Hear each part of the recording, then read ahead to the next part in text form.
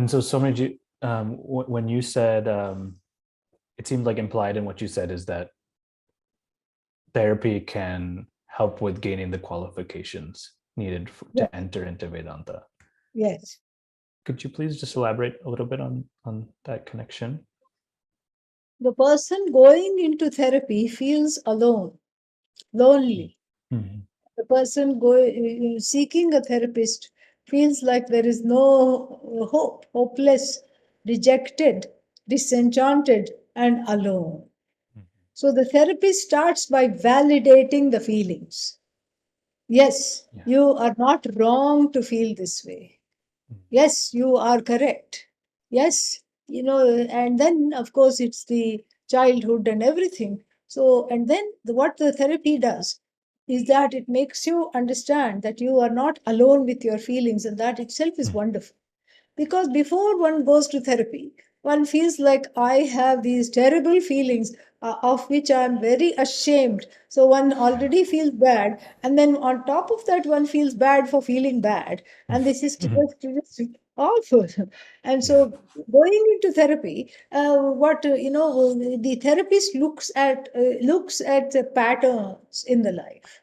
And so what are the patterns in the life? Very interesting, because the therapist will say, given this kind of a background and given this kind of a childhood and this kind of primary caregivers who are actually primary scaregivers, in your life, it's not at all surprising you are behaving like this. Yeah. It's Yeah. not at all surprising you feel this way. Imagine the relief hearing this. Because now we are on the realm of God. We are not at all on the realm of the individual grieving human mind.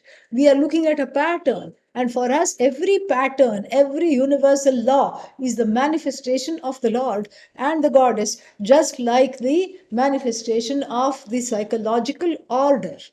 This is God. For us, this is a manifestation of God. It is just so beautiful that given this kind of an abuse, this is what will be adult issues. Given this kind of a problem, this is how you might grow up.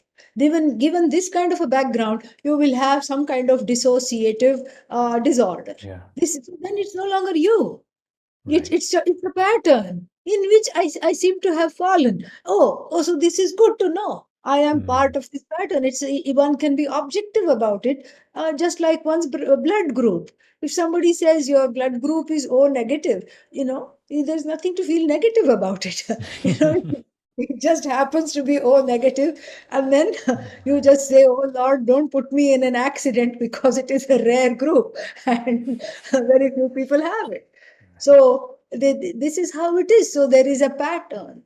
There are patterns. So just like there are patterns of the weather, there are patterns of how water behaves, there are patterns of how clouds behave, there are patterns of how trees behave, how animals behave. Similarly, there is a pattern that governs the workings of the human mind. And it is an order that is so vast that even disorder is part of the order. So nothing is outside this order. Narcissistic personality disorder, check. Bipolar disorder, check. And then the other one, what is that? BPD, the check. Everything. Yeah, everything is within this order. The order is so vast. The order is not, it transcends what we think is order and disorder. That very bifurcation, it transcends. So when you look at it from that transcendental point of view, you are looking not at one mind. You are looking at just the order that is there in which this mind is shining. And so to tell that to a person, when the therapist tells that to the person, there's already a great relief, and one can learn to objectively look at the mind. It seems like there's also in understanding that order, there's an acceptance that you feel accepted. Absolutely. And even if that acceptance is not immediate, one can work towards it. Yeah, you're very right. There could be a certain, a journey towards the acceptance has begun. Because this is how it is. That's why it's called an order, a law. That's why Mhm. it can be studied, because a law is predictable, and a law is present and it's predictable.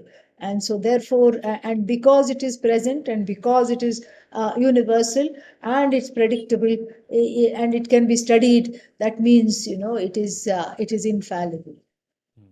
And when you know something is infallible, then you can accept the things, especially that you can't change.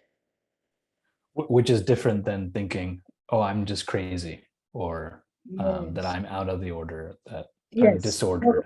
Yes. Or Yeah. why me? Why Why why me? is this happening to me? Mhm. You know, almost 8 billion people in the world are asking the same question at the same time. Why me?